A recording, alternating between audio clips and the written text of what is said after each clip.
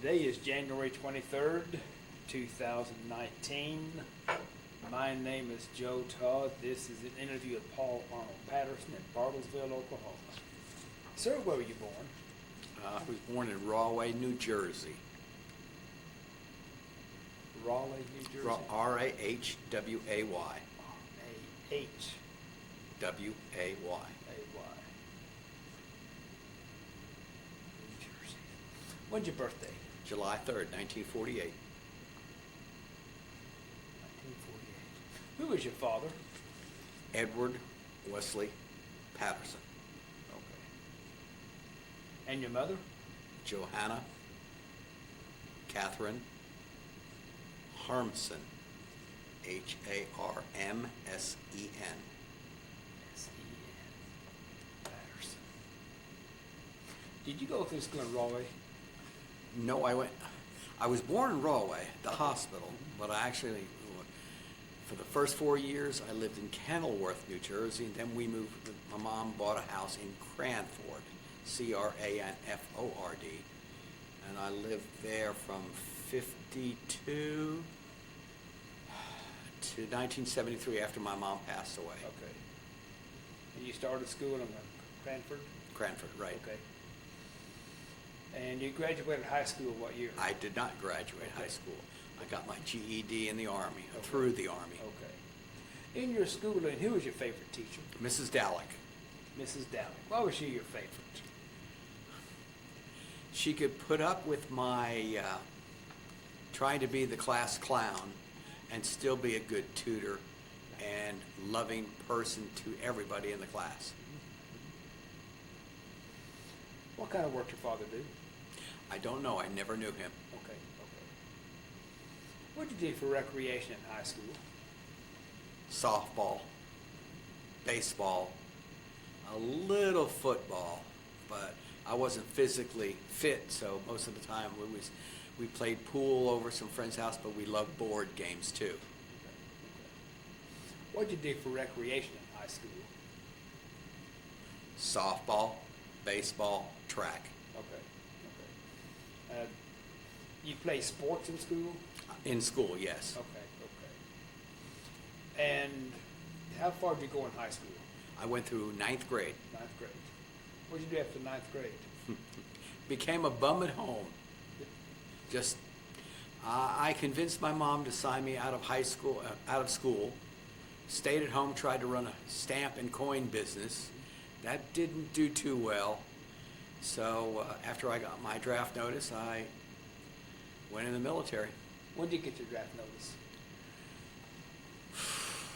I believe it was late 1968, but I didn't have to show up until February of '69. Okay.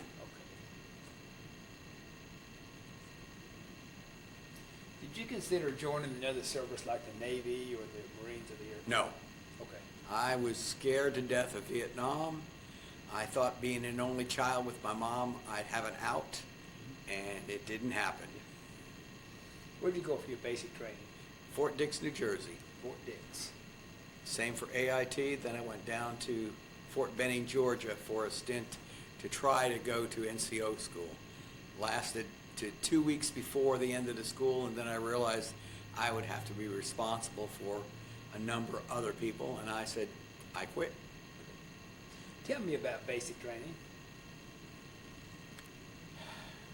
The most physical, in-your-face time that I had ever had in my life. There are many times I wanted to cry. There are many times I cried because of pain. But it was worthwhile. It built me up and tore me down at the same time. What type of training did you have in basic? Physical training, mental training, weapons training, hand-to-hand combat, things like that. You go on bivouac? Yes. Tell me about bivouac. Wet, muddy, but it drew a lot of us together from some of the groups that weren't really friendly beforehand. Now, most people you went through basic, were they from the New Jersey area, Northeast area? Northeast area, yeah. I would think most of the guys that I was from New Jersey, New York, Pennsylvania, New Hampshire, Vermont, Okay. the Upper East Coast, yeah. So what type of AIT did you have? 11 Bravo, which is infantry. I was very surprised because when I was going to graduate out of school, they said, "Do you want to go to OCS school?" And I didn't understand what that was, and I asked them. They said, "Well, you got to go for officers candidate school." And I said, "Well, I don't have a high school diploma." The military said, "Oh, we'll take care of that. Just sign here." I said, "What do you mean sign here? I'm already in the service." "Well, you have to enlist for another 4 years." And I said, "That's not for me." I said, "Well, what about NCO school?" I said, "Again, what is NCO school?" "That's non-commissioned officer school. Same place in Fort Benning, Georgia." I said, "What do I have to do there?" "Oh, nothing." "Sounds like a job for me." Well, it was more than nothing. I thought basic and AIT was hard. NCO school was in your face even more so. More running, more athletics, more logistics that I really never knew about. How to read a map, how to give instructions, how to take control. It was tough. And you at Fort Benning how long? 6.5 weeks. Okay. It was an 8-week course, and I quit a little early. Okay. So Fort Benning, where'd you go? From Fort Benning, I went back home for a while because we tried to talk to my congressman, and because here I was an only child for my mom, and we tried to get me out of going, at least out of going to Vietnam. And it didn't work because I was not the sole support of my mom. She had a pension check coming in, and that was more than I contributed, so they said, "Goodbye." And I went to Vietnam. When did you recall the date that you left for Vietnam? I remember the flight over and the trip up to our camp, only because I was talked into going into reconnaissance, or recon as we called it. I didn't know what to expect, except when I stepped off the plane. It was very hot and humid, and New Jersey is not hot and humid. You left the States from what airport? From, I believe it was Fort Dix. Fort Dix. When you getting on the airplane heading out, what were you thinking? I hope I make it home. That's all I thought about. I was so scared. And you landed where in Vietnam? I'm not sure if it was Tan Son Nhut Air Base or not. Or it's either Tan Son Nhut or Cam Ranh Bay? It was Tan Son Nhut. Tan Son Nhut, okay. And you said it was hot and humid? Yes, it was. It was a terrible day. And yet, we weren't in the monsoon season. I was very lucky when I was in the big red one down south. I was transferred up to 101st Airborne. Well, in between time, I'd missed all the monsoon of both groups. So what I thought was really wet wasn't very wet. So you're first assigned the first infantry? Big Red 1. What unit, the Big Red One? I was in the first of the 18th Recon in Big Red 1. And that was from the time of November of 69 through about March, April of 1970. What does the recon do? Normally, we will go out in a 5 or 6 man team. We have to usually put on our rucksack, go so many meters after we're dropped off by the helicopters, and set up camp. We usually try to find an area where it looks like there has been enemy walking through the area, a trail, recently. We set up an ambush there, and if we don't get any contact, well, we're not supposed to get in contact. If we don't see any enemy, we're supposed to pack up and move to another area, again, trying to find trails that the enemy apparently has gone through in the past couple of days. What area in South Vietnam were you located We were in 3 Corps area. Oh, I can't remember in the 3 Corps. I do remember I Corps area when I was up there, but 3 Corps, that was in the lowlands. We did a lot of rice paddies, very flat areas. There were some hills there, but nothing like when we got up to near Way. Whenever you went out, what kind of position did you set up at night? We set up what they call a night defensive perimeter, and we would usually have 1 guard for 2 hours. But if they only have 5 or 6 men, everybody's going to be awake. And I remember many nights I knew some people who were going to be on guard duty, and I didn't trust them to not fall asleep, so I didn't get much sleep most of the nights. When you went out, what'd you carry on your person? Most of the time it was M16, hand grenades. I might carry a 90 millimeter shell or 2 because we had somebody else had a recoilless rifle. But sometimes it would be an M60 machine gun, but because I was so small, that didn't last long. I remember carrying a PRC-25 radio. I was a radio man operator. They also wanted me to be a tunnel rat for a while. But luckily, somebody came along that was a lot shorter than me, and because he was a new guy, he was dedicated as tunnel rat. Yeah. So when you were down south, what was the reaction of the local people to you and your recon team? I don't ever remember a time where they spit at us or they yelled at us. They just called us things like, "You buku dinky dow, GI." And at the time, I didn't know really what it was, but it's just like, "You crazy." Yes. They called us number 10, number 1, depending upon how much money you gave them.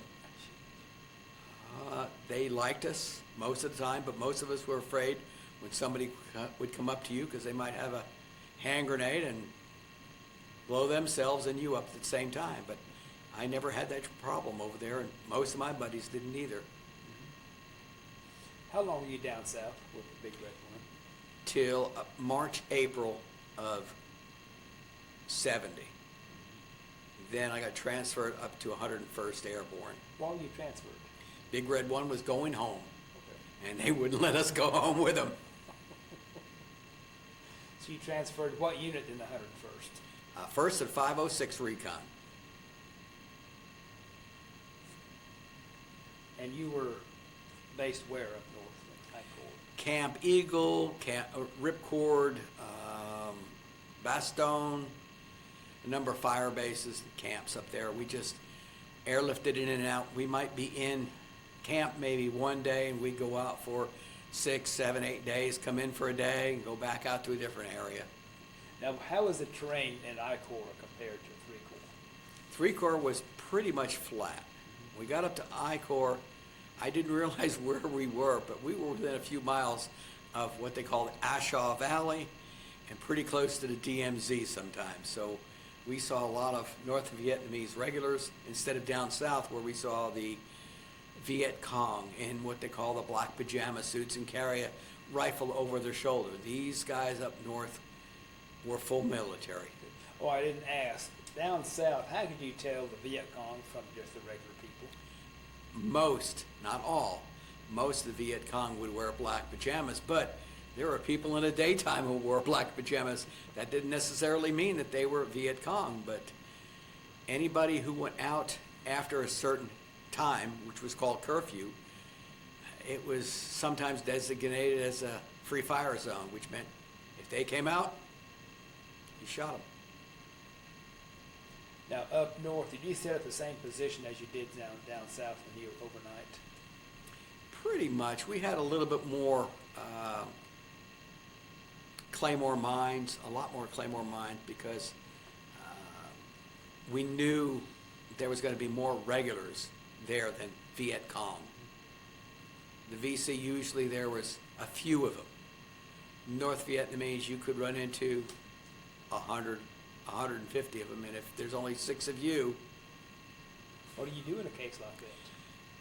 calling gunships. We had one time where one group of 7 or 6 was on top of a hill, and they were attacked by a bunch of North Vietnamese regulars. And they were in pretty bad shape. they call for our other two teams to come. Well, it took us most of the day to get up one hill because of the firefight. We had to call in gunships, air support, artillery from naval ships, which, as anybody with a firing a gun knows, all rounds don't fire exactly the same. So if you fire 20 miles away from a gunship, it may land anywhere.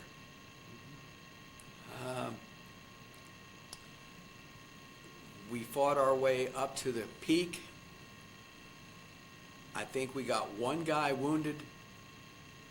That we were written up on the Stars and Stripes paper. There was 17 enemy killed, North Vietnamese regulars, but we don't know how many got away. Well, what hill was that? Do you recall? What hill that was you were on? No, I do not remember. I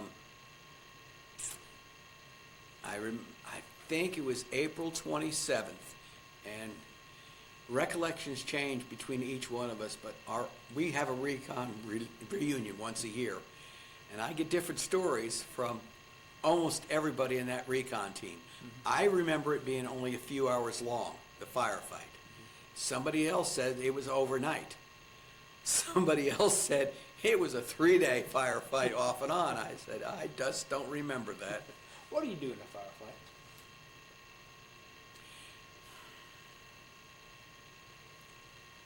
We will take out as much ammo as needed. Sometimes you will rake the area with whatever weapon that you have with fire. M16s, M60, grenade launchers, grenades, whatever you can throw at the enemy. But the bad thing is when we went into some firefights, you didn't see the enemy. All you saw was high elephant grass in front of you. You might see a flash of an AK-47, but you weren't sure about the next shot where they might have moved to. So you just raked the whole area with fire, but you made sure your buddies were not in that area of fire. Okay. What about booby traps? I didn't run into too many of them, but about 2 weeks after I came home, two of my buddies, one buddy stepped on a landmine. He'd lost part of his leg. His buddy behind him ran to his aid, and he stepped not only on a booby trap, but his other leg went into the pit that's got this bungee sticks and manure on it. And he wound up losing most of his leg too, and an eye.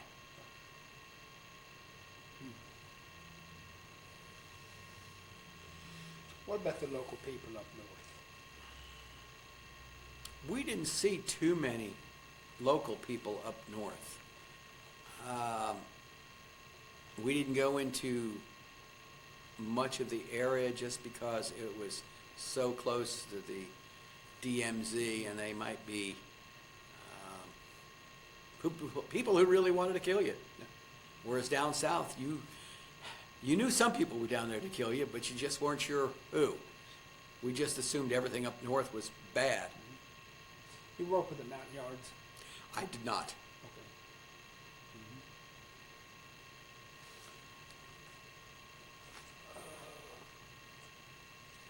What's your most vivid memory of Vietnam? We're on a NDP one night, Oh, what? night defensive perimeter. We went in a circle. Okay.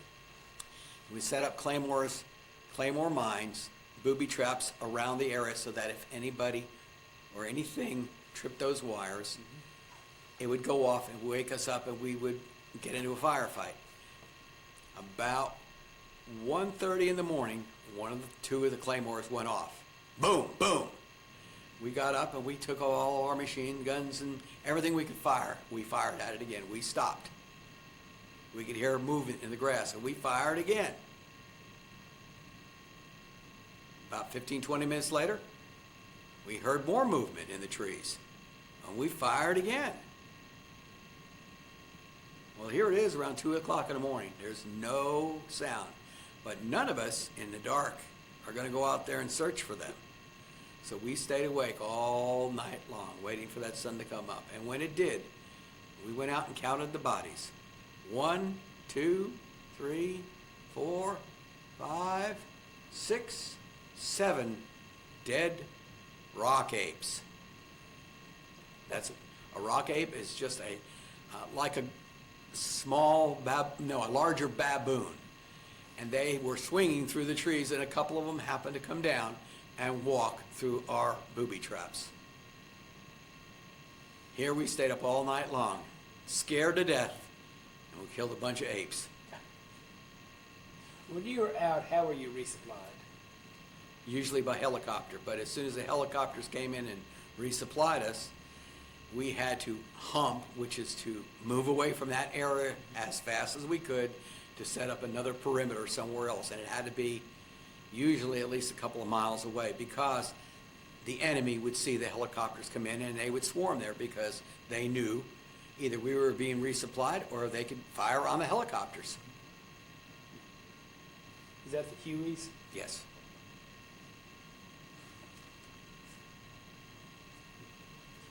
What's your best memory of Vietnam? The friendships we had. Even though we did a lot of marijuana over there, we got a lot of close friendships. Black, white, yellow, red. I still remember Adame Geronimo from Colorado. He won't come to a reunion because he's got really bad PTSD. I know a gentleman up in New Hampshire was my best friend in probably close to a year. But everybody in my group seemed to be taller than me for some reason. I'm 5'6", and I thought I was normal, but almost everybody over there that I was with was over 6 foot. So my nickname over there was Short Round. Well, Short Round can have a number of meanings to it. It can be a dud, or it can mean just because you're short. But one gentleman from up in Michigan would call me Chatty Patty, because I love to talk. I was a radio man, and I got on the radio and I talked more than I should. Sometimes louder than I should too. I always heard the radio man was a good target. Yes, because he usually was right behind either the lieutenant or the sergeant in charge of the group, as well as point man. Sometimes the point man will be the last to be killed, because if they let the point man in first and don't fire on him, everybody else gets in. You ever walk point? Yes, I did. I've walked through fire ants. I've gotten my hands full of fire ants, which also were called piss ants, because when they got on you, they would bite you. We set up our ponchos overnight on a termite mound and didn't have a poncho in the morning. We were in the area where we had land leeches, some as small as pencils, some as large as a good-sized thumb. We had guys wake up in the morning and they'd scream because they couldn't see, because they had leeches from eyelid to below the eye, and he couldn't open his eyes. We had leeches in places that most males don't want to talk about. And there's only 3 ways to get rid of leeches. You either pull them off, or you burn them off with fire, or bug repellent. And for some parts of the body, you don't want to do the last two. What about the monsoons?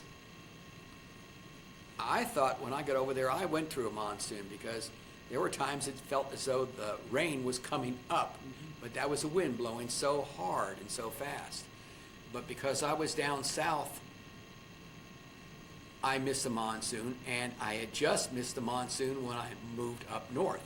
But we had rain at least once a day for at least an hour. But they tell me during the monsoon season, it's more like 1 hour a day it doesn't rain.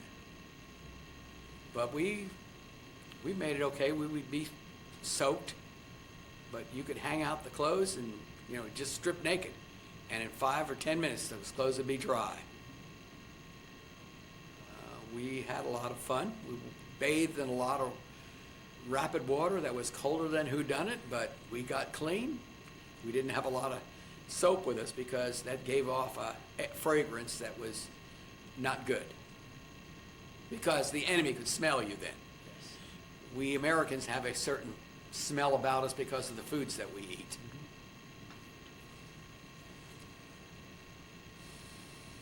Any go to any USO shows? I went to one that I remember, the Bob Hope show. Actually, there must have been two shows. I remember the Bob Hope Christmas show, and I remember one down towards Cameron Bay we had, where it was a bunch of Cambodian girls that came over, and we all got wasted on beer.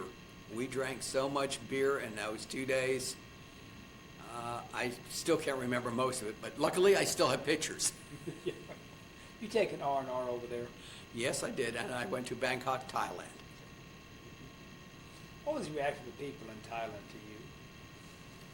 They were very friendly, but they wanted the dollar too. Yes. They're always looking for you to buy something, even if it was 50 cents. Their monetary values over there were, you could buy a suit for $15, handmade suit. I went over and bought a 3-piece orange sequin suit. And unfortunately, when I came back, there was a couple of guys that I didn't find out for 40 years, but they thought I was gay because here I have ostrich skin boots and orange sequin suit. So they thought I was a little, well, I've got 5 kids now, so I guess I'm not. What fire bases were you at up north? I remember the names like Bastogne 3, we were at Ripcord, we were at Camp Eagle, but we flew in and out of so many so fast, I don't remember them. Did you get to Camp Evans? Yes, I did. I was at Camp Evans. All right. Ooh, But I was there in 68 though. 68. a little earlier. You saw a lot more action than I did. Why were we in Vietnam? As I saw it then, it was stop communist aggression, to stop the domino effect, that if Vietnam went, Cambodia probably would go, and if Cambodia went, Thailand would go, and so on and so forth. But as it turned out, that didn't happen. And also there were some things happening here in the States we didn't know about. There was a lot of protests that we didn't hear about. And when we got home, it was a lot different than when we left. And how long were you in Vietnam? 11 months, not a full year. They gave me what they call a drop of 30 days. They asked me, do you want to go home? I said, what's my alternative? Well, it said, you could go on your 7-day leave and come back for the other 21 days. I said, I'll go home. I asked your best memory. What's your worst memory of Vietnam? When I was in Big Red One,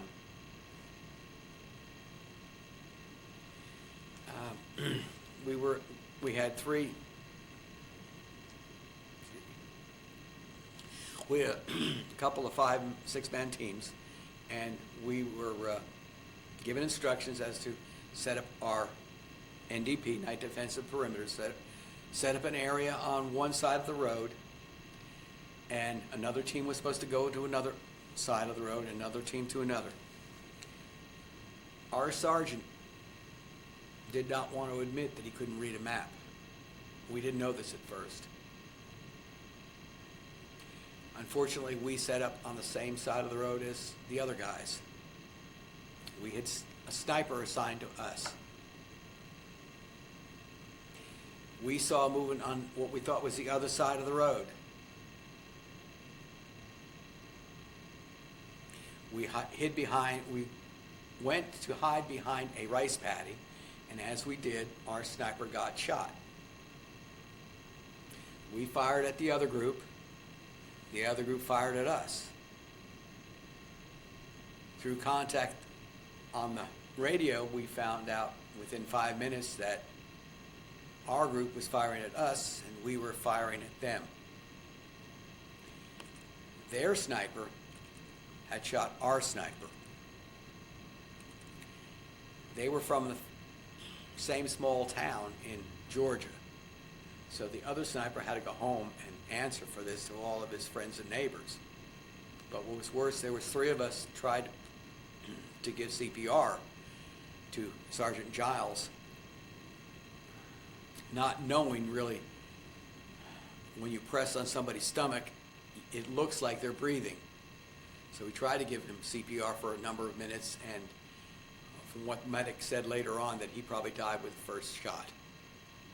And the 3 of us really have horrible memories about that, because even though we knew him for a short time, it's tough to have somebody killed in front of you and then to try to give him CPR and to no avail.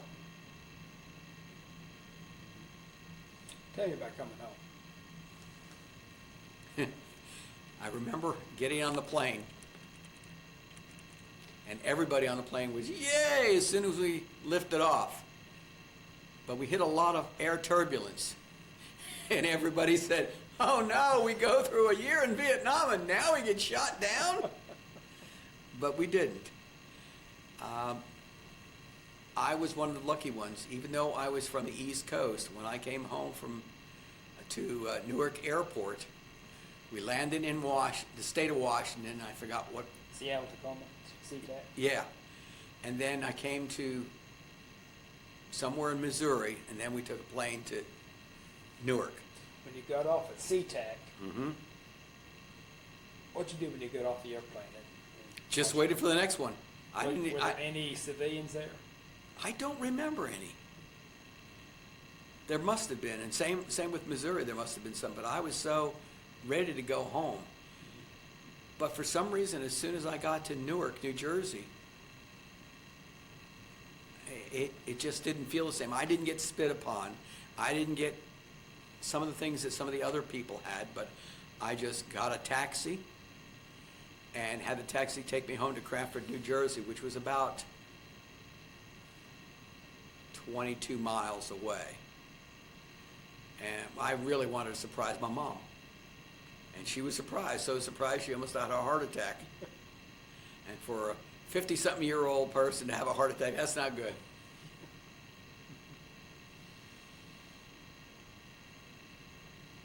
Would you join the Army again?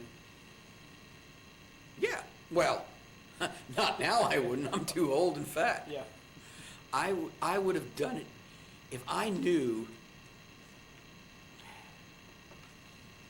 that I could come back alive. I'd do it again. If I knew I was going to die, I would probably do it, but it'd be under different circumstances, because I wouldn't want to give my life for naught. There were just too many times we went up, captured a hill, gave up the hill, went back up the same hill maybe a week later. People may have died doing this time and time again, sort of like Hamburger Hill. There were a number of hills that were not considered strategic at the time, but as soon as the Vietnamese or the South Vietnamese took them over, or the VC, it was our job to get them out. Did you think South Vietnam was going to fall? No, I did not. I thought, at least with the guys we worked with some guys that were called Chu Hois. They were people who were VC at one time, but they came to our side, knowing and we treated them like real friends. When we talked to them, they seemed like they really wanted the best for the country. They did want their country united, North and South, as does Korea.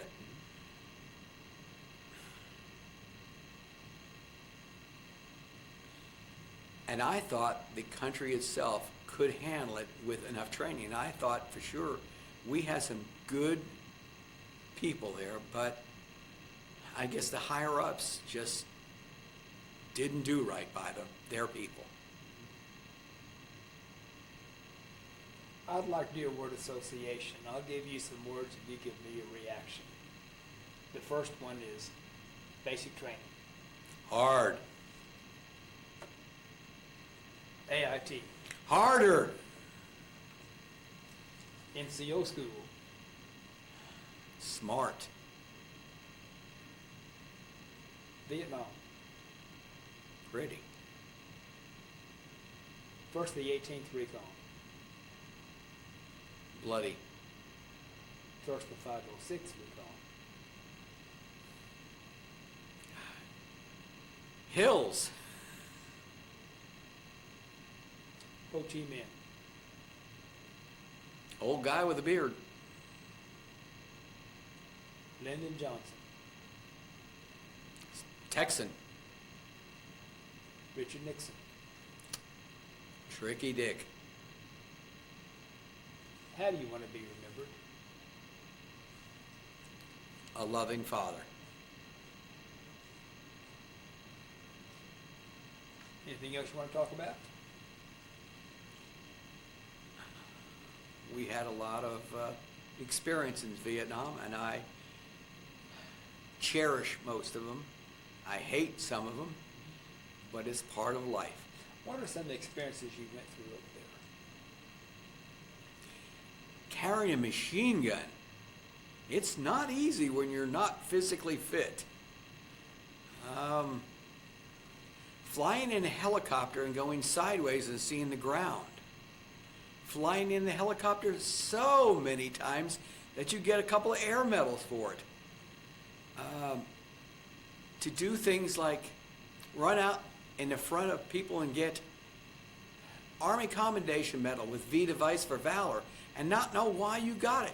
Just because you stood up and ran somewhere? They give medals for some people that don't deserve it, and they don't give medals to other people who do deserve it. It's a crazy world.